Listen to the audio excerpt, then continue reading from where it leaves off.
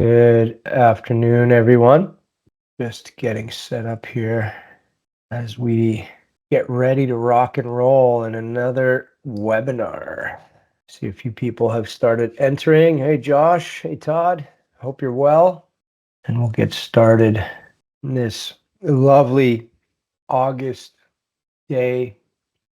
I recognize a lot of people are taking vacation. Business is making a shift this time of year. Most commonly could still be pressing forward and pushing towards the end of that summer rush. Perhaps you're implementing new technologies. Time is of the essence. August is always a very interesting month. But we will get started, and as people trickle in, they'll catch today's session. So allow me to share my screen. I'll make sure that I am visible. Yeah, this side by side. I believe this is the best way to go about it. So, welcome everyone to today's session on time management and prioritization for manufacturers reps. I have been working with manufacturers rep agencies for almost 15 years or so. And one of the biggest challenges that I understand and acknowledge most reps have is getting everything done in their day-to-day. You've got a lot of requests by customers that keep coming in, and those customers may be acting in a very urgent manner, which then causes you to react. And you've already got a list of a ton of things to do. You've got to prepare quotes, you've got to communicate with your team, you've got to strategize, you need to prepare your upcoming trip, you name it. You got to take care of this training, you've got to go and handle a product issue. Never ends. The work is always there. So the question becomes, how effectively can I manage myself so that I can get as much done and be as productive as possible at any given time? And that's what this session is all about. This session is about assisting you in understanding some strategic tools that you can apply in order to achieve increased productivity. So I'm going to share those with you today, and I hope that you find them very useful. And as we start this session, I want to ask a quick question for the crew here, for the crowd, and that's going to be, how would you grade yourself when it comes to your ability to manage your time? Are you a 5? Are you a 2? Are you a 3? Let's be honest here. How do you grade yourself? I for one, recognize that I've got lots of room for improvement. There are days when I'm certainly a 5, but I would still give myself a 4, and I'm working on it every single day. So we've got a few responses. We've got a couple 4s here, and we've got a 3. Yeah. Who else? Who else wants to chime in on time management? I see Sarah's here. Hi, Anthony. Hi, Emilio. Welcome. Thank you for joining us today. And the question is, how would you grade yourself when it comes to your ability to manage your time? Are you a expert, 5 stars, or is there a lot of room for improvement here? So please grade yourself. Do you see the poll there, Anthony? I don't know if you see it up. Maybe you joined in as it was. Okay, so Josh is a 4. Anthony, you're better than a novice. I've seen you when you're in your prime. You're definitely intermediate, brother. Yeah. So, all right. So, thank you for including your score there. So let's start with how I view time management, right? So imagine, if you will, a world where every action, every decision that you take aligns perfectly with what matters most to you and your team. Imagine that. That's what I call the world of effective time management. And time management is not about managing clocks and calendars. We're all really good at filling in our calendar. We're all really good at knowing what time it is. But it's about managing what's happening within that time frame. John Maxwell is this incredible leadership coach. I follow him closely. And he has a saying that time management is an oxymoron. Time is beyond our control. It's linear. The clocks keep ticking. It doesn't matter, but what you can manage is your priorities, and priority management is the answer to maximizing the time we have. So as sales leaders, you're not just responsible for your own time, you're also responsible for the time of those you lead. So that's something else we have to keep in mind, right? Your ability to manage your time effectively really becomes a beacon that guides your team through the fog of daily tasks and distractions. Simon Sinek, another great leadership coach, he inspires us with these words. He says, leadership is not about being in charge, it's about taking care of those in your charge. And time management is about care. That's the way I look at it. It's about care. It's about caring for your team's goals. It's about caring for your well-being, for their well-being, and for each other's growth. And when you prioritize effectively, you're not just checking boxes off of a to-do list. You're building a legacy. You're creating an environment where your team can thrive, where they can find purpose in their work, and where they can achieve more than they ever thought was possible.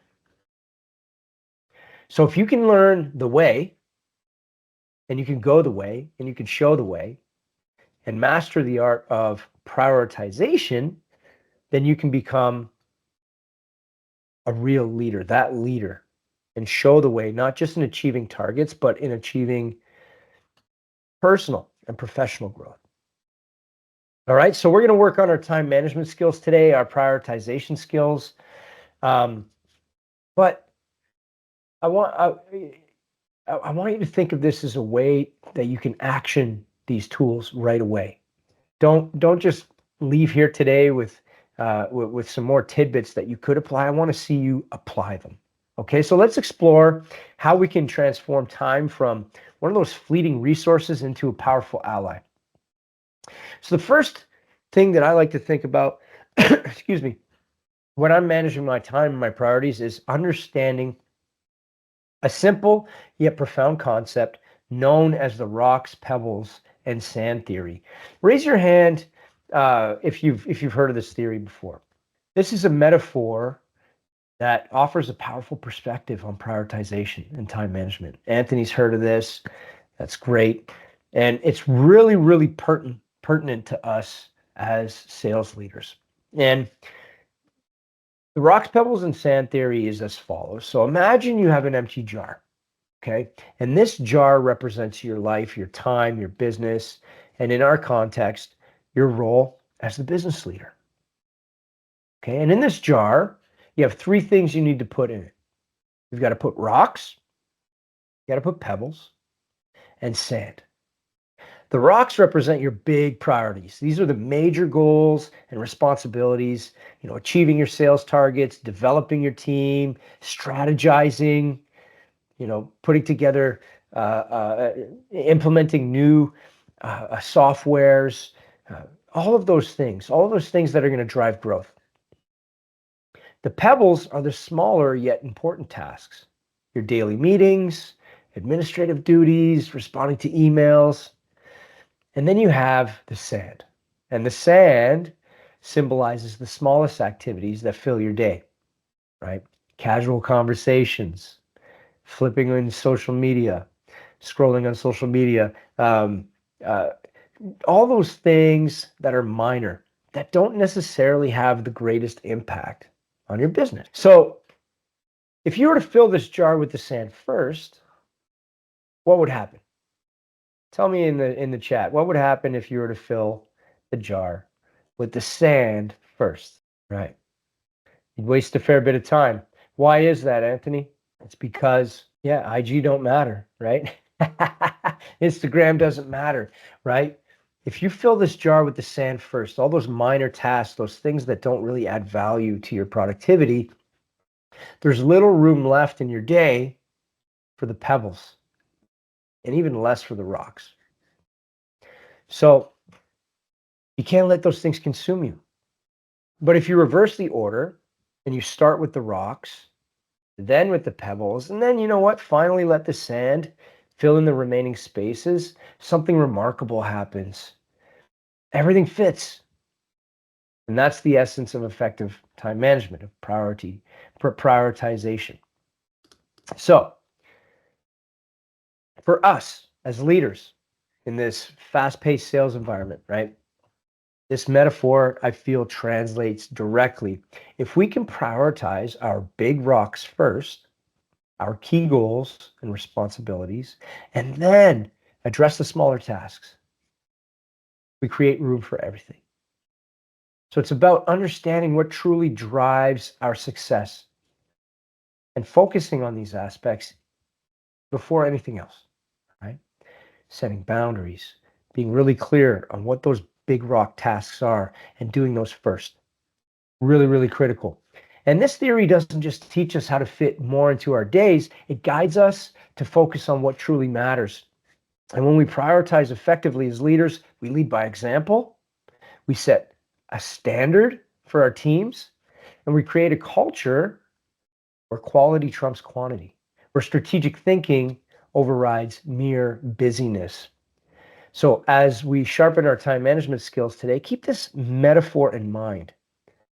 And I'm going to ask everyone here, think about what your rocks, your pebbles, and your sand are in your day to day.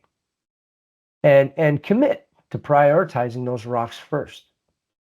And I'm going to send out a little exercise email to everyone after this webinar, but the exercise really is to write down, document, what are the key goals and objectives that, if achieved, would have the most significant positive impact on your team's performance and your business results. Those become your rocks. And then consider the activities you engage in on a regular basis. That might be pebbles. That could be sand. Okay. And figure out, if these could be delegated, minimized, or even completely deleted without affecting team effectiveness. And I'm going to talk about how we can do that even better in the following slides. And before I do that, let me just check out my polls here. So let's talk about some strategic prioritization techniques. And one of the things that I know most of us do in sales, most of us do in leadership, we business owners, we have a to-do list. All right. And I'm curious to know, what tool do you use to manage your ongoing to-do list? Are you using a notebook? I, for one, I have a OneNote here. It's a competitor to the Remarkable. Absolutely love it. It's all digital, and it saves everything on a cloud. I know some people on this call here are really, really proficient with OneNote. Some, they just keep it in their head. Maybe they're using sticky notes. But what are you using? I use a notebook. Are you using anything at all? Some people don't even use anything, which, there's room for improvement there. Some people send themselves emails reminding them of what they have to do. And I've seen that quite frequently, right? Where your inbox becomes your to-do list. You send yourself an email reminder, right? The question becomes, how effective is that? How effective is that? Thank you for those responses. I'm quite surprised to see how many people actually use emails. I guess I'm not. It's wonderful. So no matter how you're tracking your priorities, the list of things that you need to do, and priorities is a tricky word because the original word was priority. It meant one thing. And somewhere in the 20th century, they created a plural. to priority, which then became priorities, which takes away from the essence of priority. You should only have one priority, not multiple priorities. But at the pace we work at in this business, we recognize that things have changed and we do have multiple priorities. So wherever you're tracking those, whether it's on a OneNote, whether it's in your emails, whether it's on a notepad, the idea is that it's updated regularly and you have a clear line of sight on what needs to be done. The challenge with using Outlook emails is that they're scattered. They're scattered everywhere. So my recommendation, I strongly urge everyone here to keep it in one place. So for me, for an example, and this is rudimentary, I get it. It's pretty basic stuff, but at the end of the day, I've got my day planner here, and on my day planner, I've got my list of ongoing things that need to get done in my business. And how I manage that is what we're going to talk about in the next step here. So there are multiple ways that you can manage your priorities. This is what I call the Eisenhower Matrix. We've got so many things to do in our life, and particularly as manufacturers reps, sometimes you're wearing many hats, right? So you're selling, you're coaching your team, you're onboarding new team members, you're traveling, you're doing trade shows, you're updating your marketing materials, you name it, right? You might even be the IT person. You need to have a way to get things done more efficiently so that you can increase your productivity and not waste as much time and focus on the big rocks. So the Eisenhower Matrix, also known as the urgent important matrix, it's a simple tool. It's a simple tool you can use to prioritize tasks based on their urgency and importance. And it divides them into 4 quadrants, okay? Divides them into 4 quadrants. And the first one is urgent and important. And if it's urgent and it's important, it's going to have a direct impact on the bottom line. If you don't do it, devastating things are going to happen. You should do it now. Absolutely. This is common sense, right? But this is going to help you sort it out. So if you've got your to-do list, you can place them in these 4 boxes, either in your mind or actually, documented if you'd like. But these are the tasks that require immediate attention and have significant consequences. You likely have some things on your list that are important, but they're not urgent, right? So these are tasks that are important for long-term success and should be scheduled into your routine. So the things that you can do ongoing, schedule them into your calendar, figure out a time to fit it in because they are important. Sometimes they can't wait too long. You figure that out. But as long as you know that you can schedule it, do that. The next thing is the urgent but not important. And this is where I ask myself a question. It's urgent. Does it require my specific skill set? That's what not important means to me. Is it's urgent, but it does not require my specific skill set. And most of us have a team behind us. So this is an opportunity to empower someone on your team, let go, even though you may feel that you can get it done quicker, even though you feel that, there's multiple reasons why you might have a fear of letting go of this urgent task. But if you truly recognize that it needs your specific skill set, that's an urgent and important. If it doesn't need your specific skill set, this is where you delegate. And I would urge everyone on this call right now to think about that. How many tasks do I have on my to-do list today that are urgent, but at the core, it doesn't have to be done by me. And I may usually do it because of comfort, because of routine, because of a fear of letting go, because I'm worried that nobody's going to do it to my standard, all of these reasons. Well, this is your opportunity to delegate and empower your team and coach them and guide them and let go, knowing that it needs to be done soon. It'll free up some time so you can do the urgent task that needs your skill set. It'll contribute to your objectives, and it's going to enhance your team's skill set at the same time. And then the last quadrant is the urgent but not important.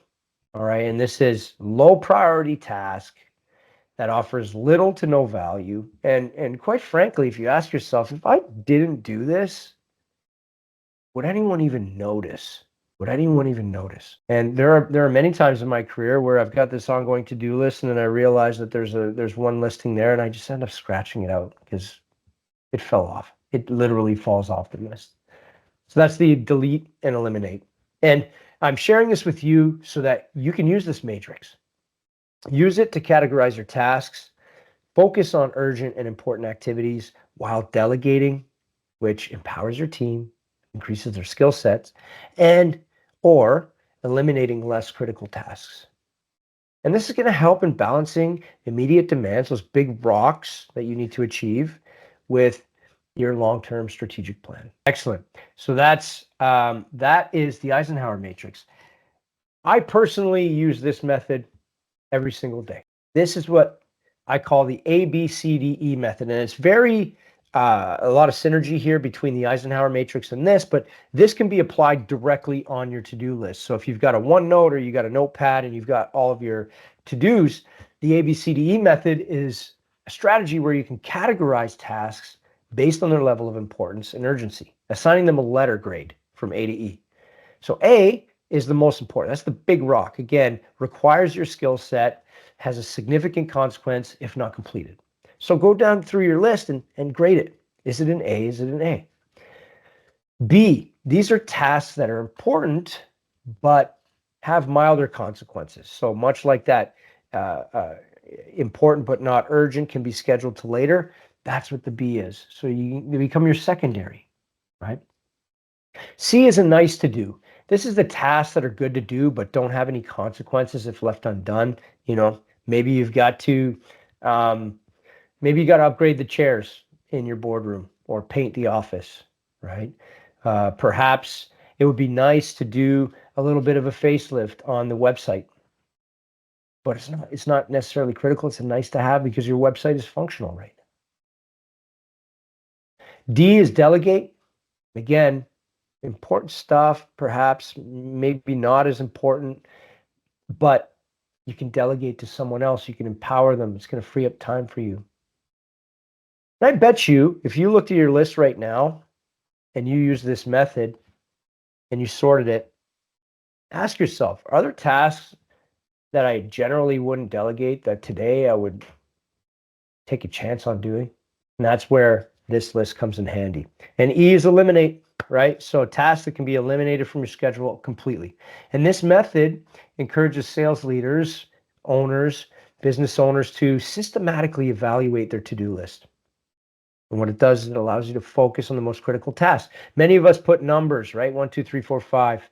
But breaking it down in these categories is going to get you even more granular so that you're hyper-focused on the most impactful activities that are going to enhance overall productivity in your day-to-day.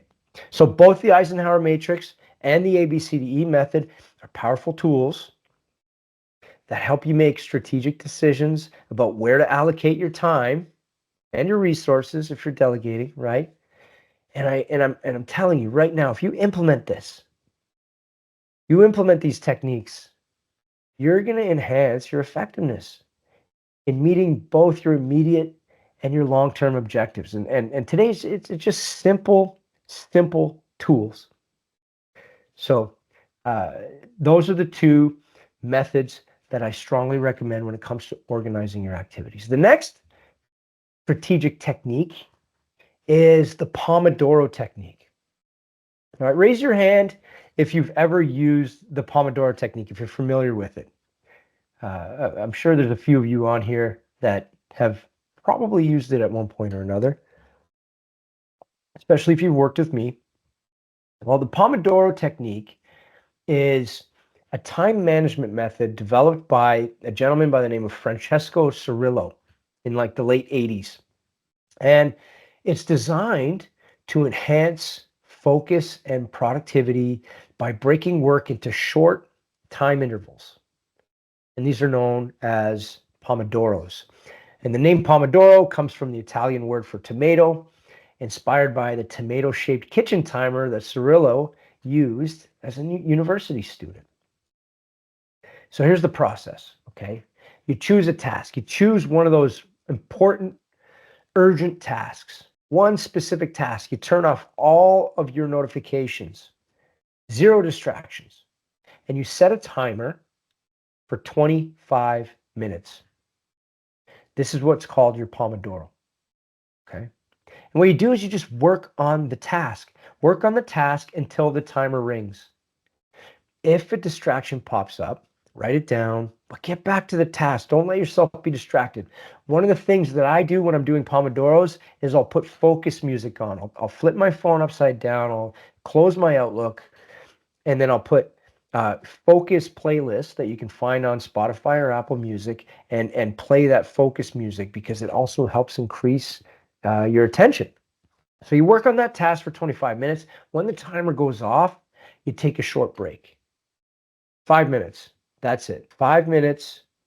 Go outside. Don't look at your phone. Don't look at your email.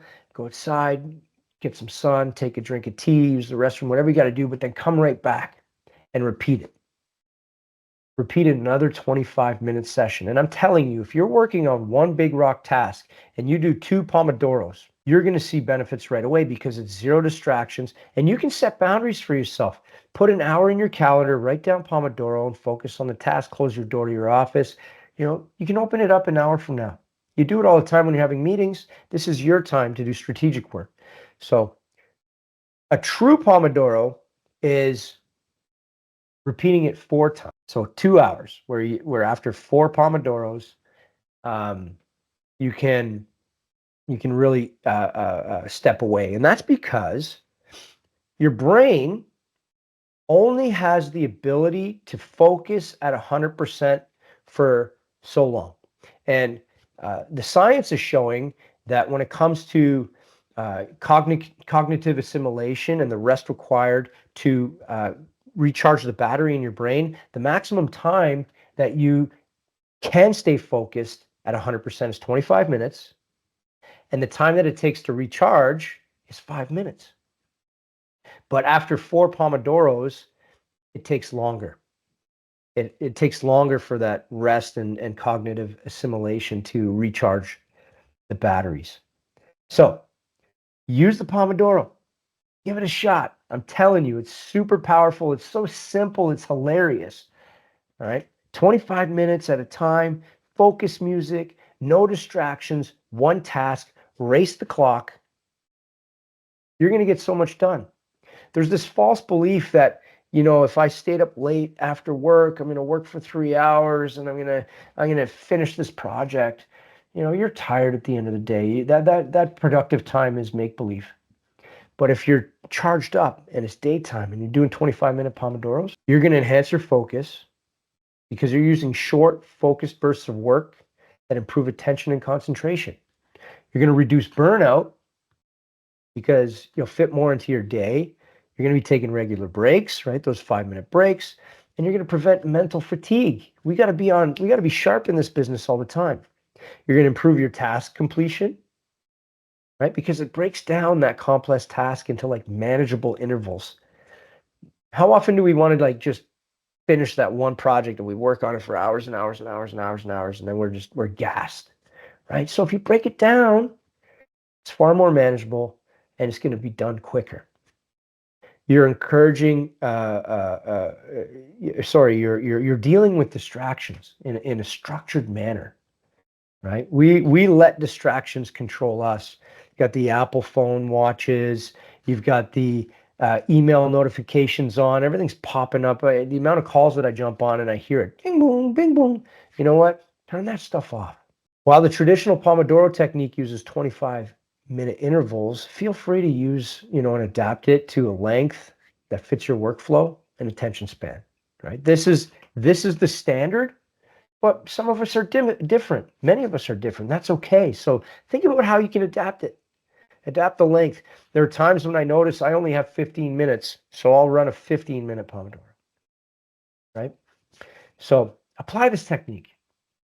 Pick one critical task that you have on your list today.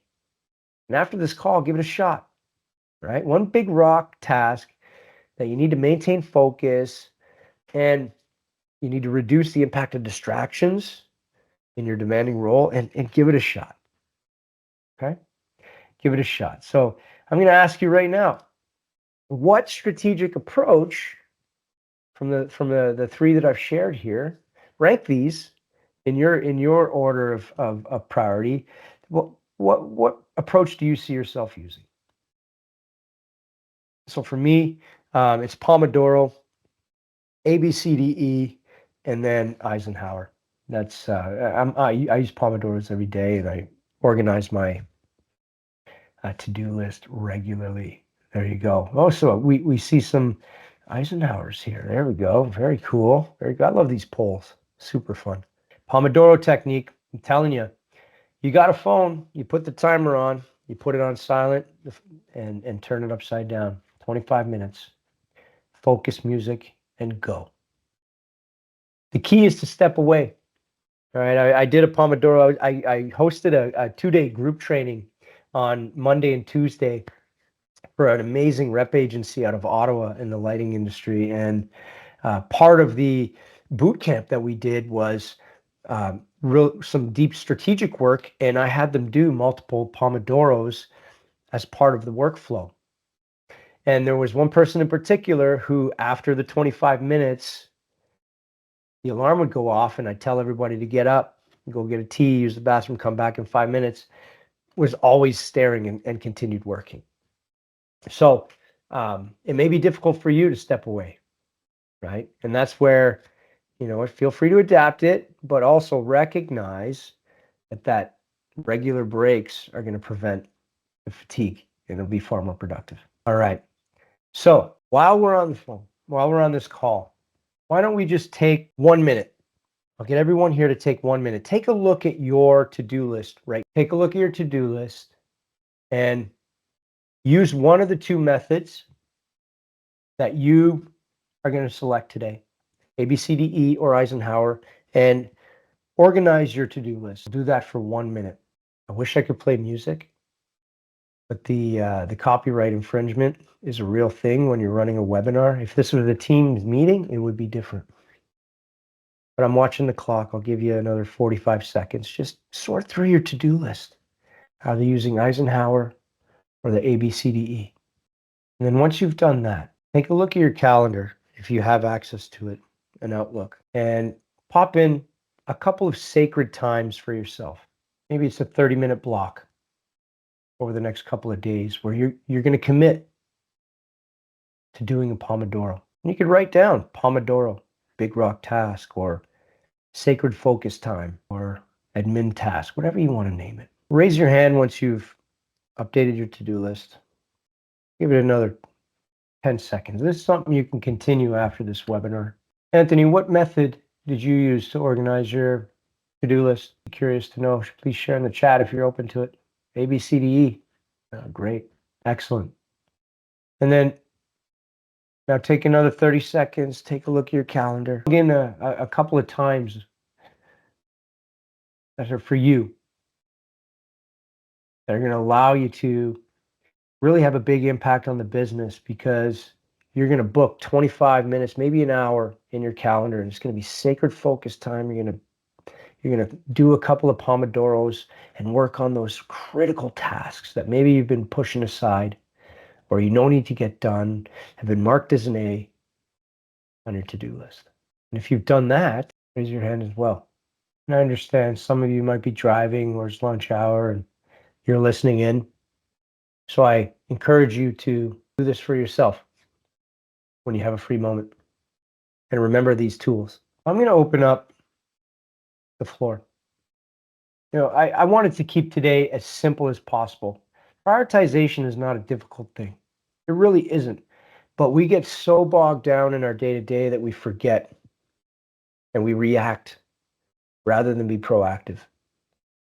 So this is a time where I'd like to open up the chat to anyone who might have any questions about prioritization, maybe a particular scenario, anything like that, where I might be able to assist you.